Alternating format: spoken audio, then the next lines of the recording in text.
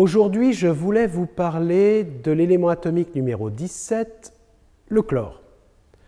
Alors le chlore, il est facile à trouver dans la nature. L'eau de mer contient beaucoup de chlorure de sodium et donc on pourrait faire évaporer l'eau de mer et récupérer ce chlore.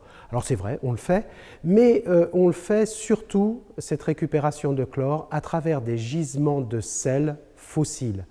Il y a eu certaines époques où la mer s'est évaporée et a formé comme ça des épaisseurs et des volumes absolument considérables de ce que les minéralogistes appellent halite, chlorure de sodium, le sel gemme, qui est présent ici dans ces vitrines, ou sylvite aussi. La sylvite, c'est un chlorure de potassium. Et c'est plutôt ces gisements-là qu'on exploite. On envoie de l'eau, on récupère les saumures, on aura ainsi le chlore. Le chlore, son nom vient de vert, chloros. C'est parce que le gaz, effectivement, est plutôt verdâtre. Et ce gaz, on l'a utilisé beaucoup pendant la guerre de 14-18 et ça a fait de nombreuses victimes.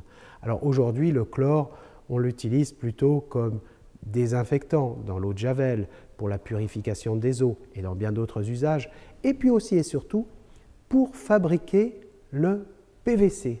Le PVC qui est ce plastique, ce matériau plastique qui nous environne dans notre quotidien.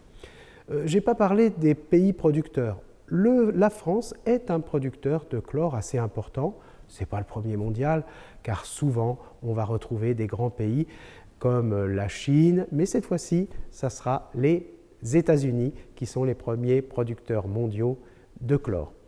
Allez, il est temps de passer à l'élément atomique numéro 19, on saute un numéro, il s'agira du potassium. La suite au prochain numéro.